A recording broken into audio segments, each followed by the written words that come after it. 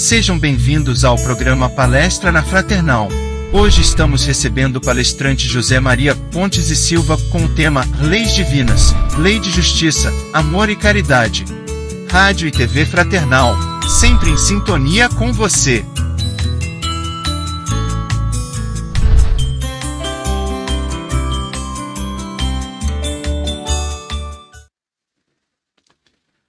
Olá, hoje nós estamos terminando a sequência de palestras sobre a lei divina, lei natural, que nós nos propomos há meses atrás. De forma que hoje é o capítulo 11, Livro dos Espíritos, livro 3º, Lei de Justiça, de Amor e Caridade. Da questão 873 à questão 892, Allan Kardec faz um estudo muito interessante sobre essa lei de justiça. Portanto, nós temos a primeira pergunta que ele fez, questão 873, o sentimento de justiça está na natureza ou resulta de ideias adquiridas? E os Espíritos responderam, vós revoltais a um sentimento de injustiça. Por isso que a justiça está na natureza. Deus a colocou no coração do homem. E esse sentimento se desenvolve entre homens simples, mais noção de justiça, que onde estejam aqueles com muito saber. Portanto, nós observamos que quando Kardec diz que a justiça está na natureza, na verdade, a justiça está no homem, né? Ele quis dizer isso, ele sempre usa essa terminologia, mas querendo dizer que a justiça está inserida no próprio homem, na mente humana. De forma que, às vezes, pessoas com pouca cultura, pouco conhecimento, têm um senso de justiça muito maior do que aqueles que são sábios, que estudaram muito e que se sobressaem em muitos assuntos no ambiente de nossa sociedade. Na questão seguinte, ele já pergunta, se a justiça é uma lei natural, como o homem pode entendê-la de forma diferente? O que um pensa, às vezes, é diferente do que o outro pensa, nesse sentido que ele quis dizer. É que se misturam as paixões. Se misturam os pensamentos, as ideologias, os costumes da sociedade, e o homem acaba, então, agindo dessa forma. Se fosse de um ponto de vista onde não houvesse essas intromissões, naturalmente, ele sempre acertaria. E a questão 875, como se pode definir a justiça? A definição dada pelos Espíritos. A justiça consiste no respeito aos direitos de cada um. O que determina esses direitos? Os são por duas coisas, a lei humana e a lei natural. A lei humana é aquela que é elaborada, que se constitui os códigos de ética, o Código Civil e o Código Penal, que são conhecidos em nossa sociedade. Tendo o homem feito leis apropriadas ao tempo e costumes, seus direitos variam no processo. O que ele quer dizer é que as leis humanas, elas variam de acordo com o tempo. Hoje nós temos determinadas leis que são bem elaboradas, bem discutidas e aprovadas. Daqui a 1000 anos, daqui a 500 anos, 5 séculos, evidentemente, nós teremos evoluído a nossa condição intuitiva, o nosso pensamento filosófico, a nossa pesquisa científica, enfim, surgirá normalmente uma outra terminologia, outras criaturas, outras pessoas com níveis diferentes de conhecimento, de moralidade, e automaticamente o conceito das leis se modificam. Quer dizer, aqui ele faz uma comparação, pede para que nós comparemos as leis que imperavam na Idade Média e as leis atuais. Nós podemos observar, segundo Kardec, grandes diferenças destas leis, que naquele tempo eram consideradas atualizadas e hoje para nós são leis já ultrapassadas. Fora do direito consagrado pela lei humana, qual é a base da justiça fundada sobre a lei natural? Quer dizer, qual a base da lei natural, da lei de Deus, da lei de justiça? Então, a base é exemplificada pelo Cristo. Desejar para os outros o que quereríeis para vós mesmos. Deus colocou a regra no coração do homem. Aí está a justiça. Não é desejar para si o que desejaria para os outros. Quer dizer, há uma diferença nas duas citações. Então, é desejar para os outros o que nós, naturalmente, iríamos desejar para nós. E aí tem uma outra pergunta. Qual seria o caráter do homem que praticasse a justiça com toda pureza? Qual seria o caráter desse homem? O verdadeiro justo, o exemplo de Jesus. Também praticaria o amor ao próximo e a caridade, sem as quais não há verdadeira justiça. Quer dizer, o conceito do Espiritismo, dos ensinamentos espíritas, é de que para que haja uma justiça perfeita, nós temos que ter amor no coração, né? E temos que ter o sentimento de caridade, quer dizer, a predisposição para auxiliarmos, para orientar, para beneficiar os necessitados. O direito de propriedade também é estudado e o roubo, né? Então, o que ele diz? Ele pergunta na questão 880, qual é o primeiro de todos os direitos naturais do homem? E os espíritos respondem, é o de viver. Por isso, ninguém tem o direito de subtrair a vida de quem quer que seja, dos nossos irmãos. Esse direito é dado por Deus a todos nós. Por isso mesmo, o homem terá o direito de ajuntar o que precisa para quando não mais puder trabalhar. Quer dizer, é um direito natural, sim, mas deve fazer em família. Se ele acumular recursos para ele sozinho, para ele apenas, ele estará sendo egoísta. Quer dizer, deve, naturalmente, no trabalho honesto, juntar os bens a benefício da família, a benefício do seu próximo. Se ele utilizar com egoísmo tão somente para si, ele estará, então, cometendo erros, estará, portanto, enquadrado nas leis de Deus. O homem tem o direito de defender o que ajuntou pelo trabalho? Ora, a resposta foi interessante. Eles disseram, Deus não disse, não matarás. E Jesus, é preciso dar a César o que é de César. Portanto, aí essas perguntas do Cristo já respondem a esta questão. Claro, se ele trabalhou, foi honesto, acumulou recursos, ele tem todo o direito, né, sobre esses recursos. O direito de possuir está na natureza, ou seja, o direito de possuir está no coração do homem? Sim, mas quando é só para a sua satisfação pessoal, isso chama-se egoísmo. E o egoísmo nós sabemos que é o monstro das 1000 garras, como diz Emmanuel, que abriga, portanto, uma série imensa de sentimentos inferiores. No entanto, não é legítimo o direito de possuir, uma vez que aquele que tem de que viver não é carga para ninguém. Há homens que acumulam sem proveito para ninguém, é assim que eles respondem.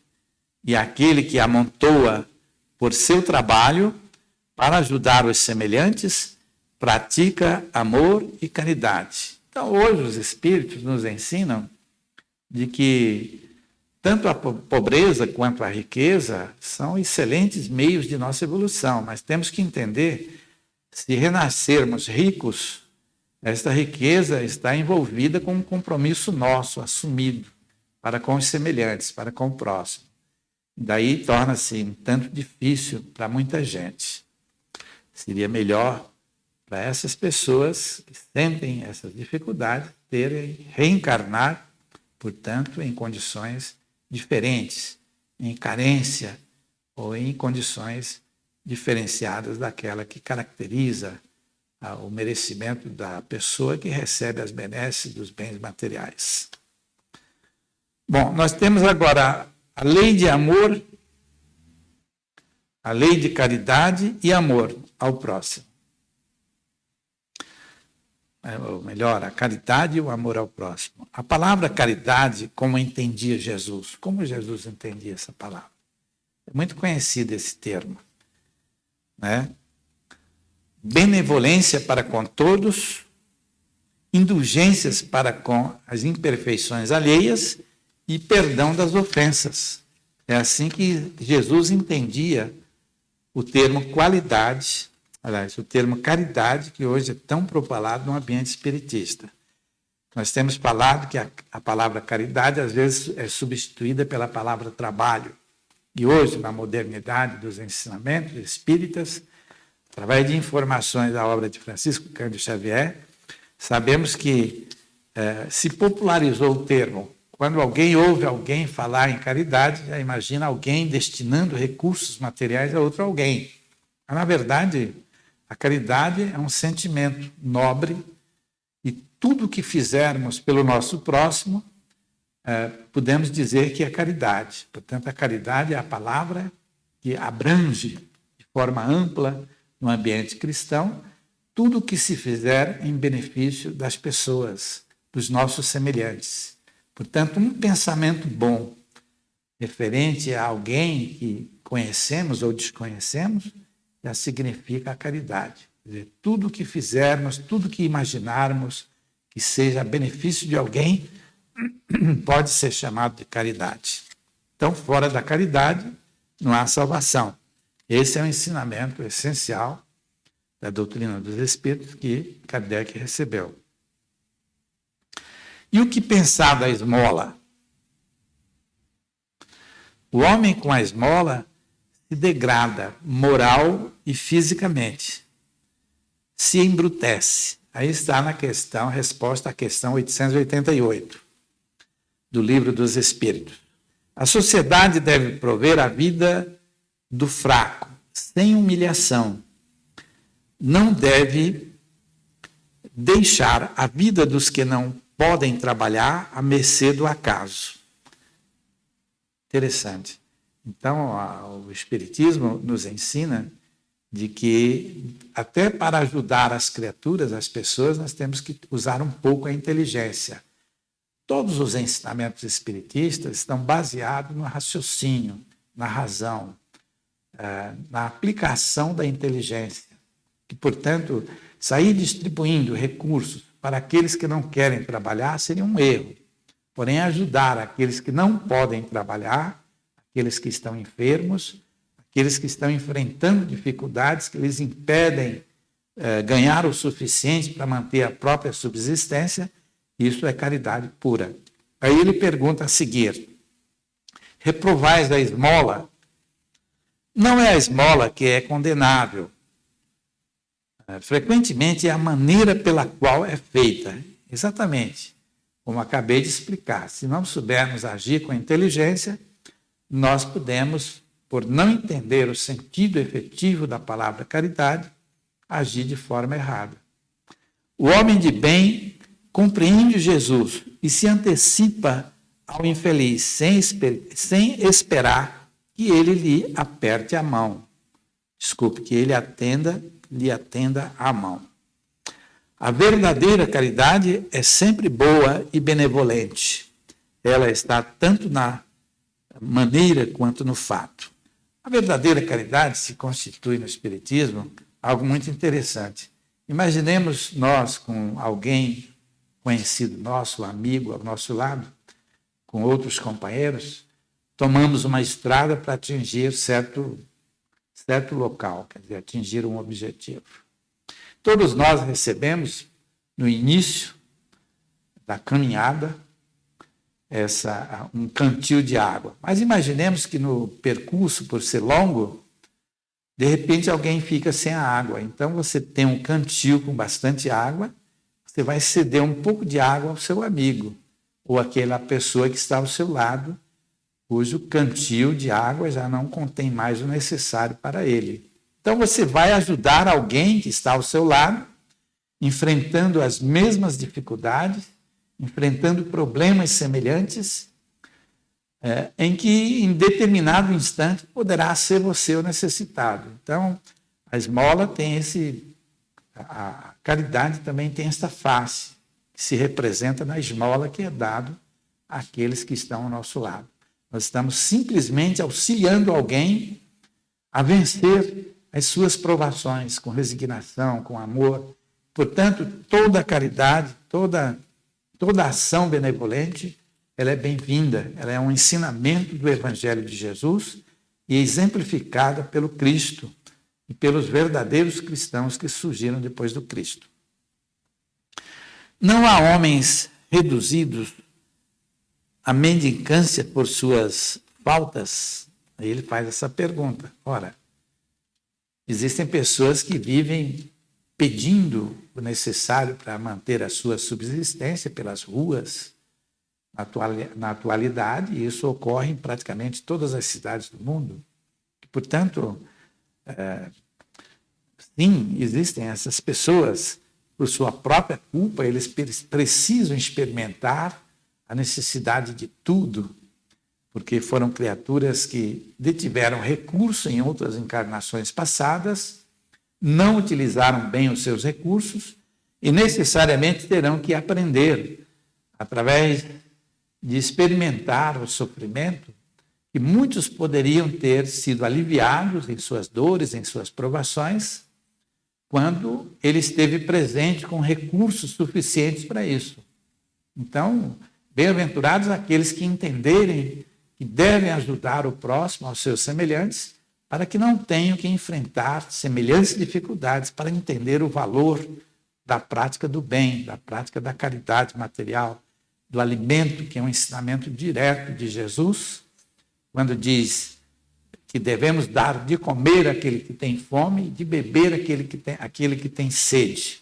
Portanto, Jesus foi muito claro, os Espíritos têm sido muito claros em toda a codificação, em todo o livro dos Espíritos, em todo o Evangelho segundo o Espiritismo, e, portanto, é algo que está presente. Infelizmente, existem muitas pessoas que pensam de forma diferente, achando que não devemos prestar serviços sociais aos nossos irmãos mais necessitados. Mas os Espíritos nos dizem de que se nós fôssemos, todos nós, bons, como deveríamos já sermos na nossa sociedade, os nossos irmãos que hoje enfrentam extremas necessidades, extrema pobreza, eles não estariam sofrendo tanto. Portanto, é evidente que os administradores, os políticos do futuro, terão iniciativas, terão ideias mais sublimadas pelo pensamento melhorado, que tende a se melhorar cada vez mais, dos homens da sociedade, do mundo, para que nossos irmãos sofram o mínimo possível. Se hoje já tivéssemos essa consciência, que é o grande problema da Terra, o problema do nosso planeta, ainda se constitui esse um dos mais graves. Portanto, no futuro nós teremos grandes modificações nesse sentido e os nossos irmãos sofrerão menos. Aqui ele coloca uma frase muito interessante para Kardec, no final, em que ele diz: sim, mas se uma boa educação moral, os homens ensinando a praticar a lei de Deus, eles não cairiam nos excessos que causam sua perda. É disso, sobretudo, que depende o melhoramento do vosso globo terreno. Quer dizer, nós precisamos melhorar muito nesse sentido. E nós temos aqui o último item, amor maternal e filial. Então, a questão 890, quando Kardec pergunta, esse amor é uma virtude ou é um sentimento instintivo comum aos homens e aos animais? Ele responde: nos animais, passada aquela fase onde o filhote do animal está já crescido, já consegue buscar os seus próprios alimentos, se manter, automaticamente há um desligamento da mãe. No entanto, nos seres humanos, isso prevalece, mesmo após a morte, quer dizer, o amor continua, é essa diferença. Mas hoje nós sabemos, através de... E ele faz essa referência mencionando o fato de que Deus colocou o amor no coração das mães. Mas hoje, com as narrativas, com as revelações dos livros, especialmente de André Luiz, através da psicografia de Francisco Cândido Xavier, onde nós temos a revelação de como o homem surgiu na Terra, como nós evoluímos, temos informações extraordinárias. E, portanto, sabemos que a maternidade é fruto da nossa própria liberdade. Deus criou a sexualidade, primeiro para a manutenção da eclosão demográfica da sociedade humana, em primeiro lugar, um dos fatores mais importantes no regime que se conhece aqui na Terra, e sabemos também que a sexualidade é quem cria o nosso destino. Portanto, a nossa destinação é criada por nós mesmos. Então, se hoje alguém é mãe, é porque ela própria criou as condições para que se desenvolvesse em sua mente as características de uma criatura passiva, que naturalmente seria do sexo feminino, que depois estaria apropriada para ser mãe. Isso ocorre contrariamente com o pai. É aquele que o maior número possível de reencarnações ocorreu em maior quantidade no âmbito masculino. Então, nós automatizamos a nossa personalidade, criamos, portanto, essa personalidade com base nas reencarnações sucessivas, através dos milênios de nossa evolução, ao atravessarmos os reinos inferiores, atingir o reino nominal, ganharmos o título de homem com o pensamento contínuo e, portanto, com a sexualidade já definida. No entanto, todos nós, há inclusive uma afirmação dessa natureza, aí no Livro dos Espíritos, que foi dada a Allan Kardec pelos Espíritos, de que todos nós já reencarnamos, tanto como elementos do sexo masculino e elementos do sexo feminino. Então, nós temos informações em nossa mente para edificarmos organismos físicos ou espirituais, seja de homem ou de mulher.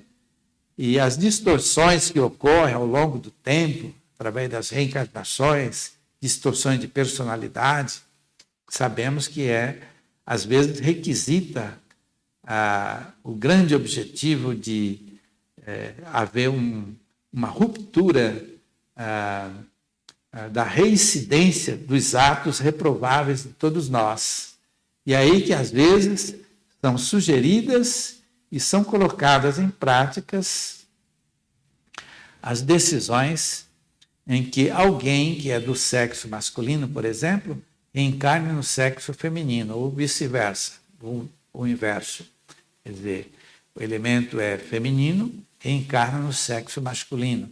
Porém, como ele já tem esse hábito adquirido através das milhares de reencarnações, através dos milênios, ele já se habituou com o potencial feminino ou masculino, o potencial passivo ou ativo. Se ele reencarna num corpo diferente, ou seja, o inverso daquele que ele se habituou ao longo do tempo, ele não terá condições de cometer os mesmos erros cometidos no passado.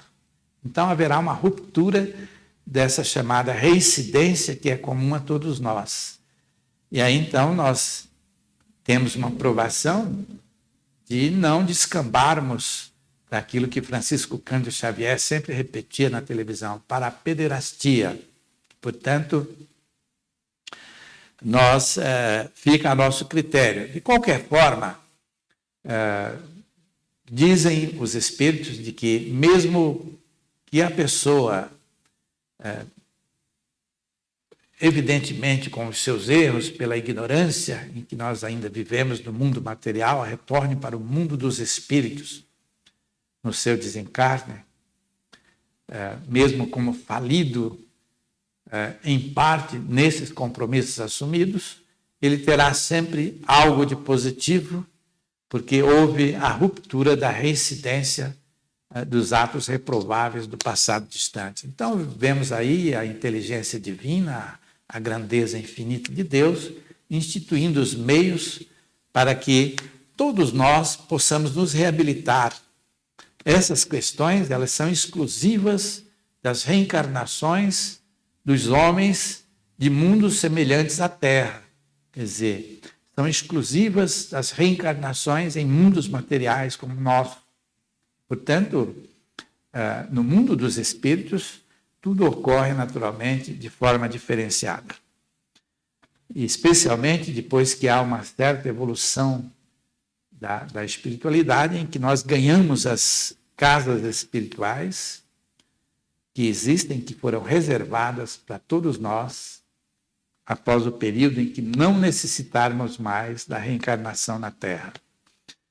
Quando os pais têm filhos, eles causam desgostos, não são desculpáveis por não terem para com eles a ternura que o teriam em caso contrário.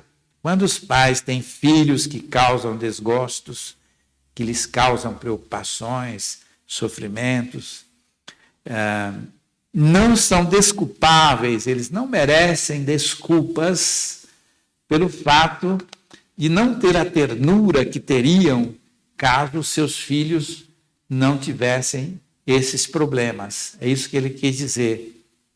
Portanto, não há desculpa, porque, segundo a resposta dada pelos espíritos, porque é um fardo que lhe é confiado, ou seja, é uma prova que é destinada ao pai que nasce em semelhante condição.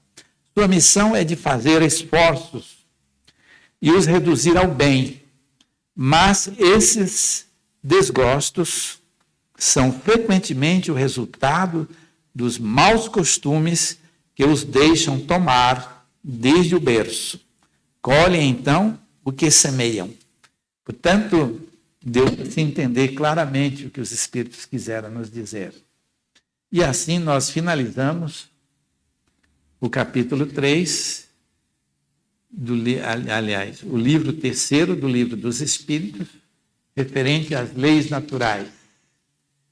Mas, antes de finalizarmos, eu queria lembrar aqui do livro Corpo Sutil, um livro que nós lançamos aí há 2 anos atrás, mais de 2 anos. Estamos distribuindo, ou melhor, aquele que desejar estudar um pouco a obra de André Luiz, que é baseado nos livros de André Luiz, uma interpretação das suas revelações, podem entrar na internet, na rádio e TV Fraternal, fazer o pedido do livro e irão receber gratuitamente. Terá apenas a despesa da postagem, que é na faixa de R$10 aproximadamente. Portanto, todos aqueles que gostam de estudar, porque é um livro de estudo, possam pedir para a Rádio e TV Fraternal o livro Corpo Sutil, para receber gratuitamente. Muito agradecido a todos e até a próxima, se Deus quiser. Grande abraço.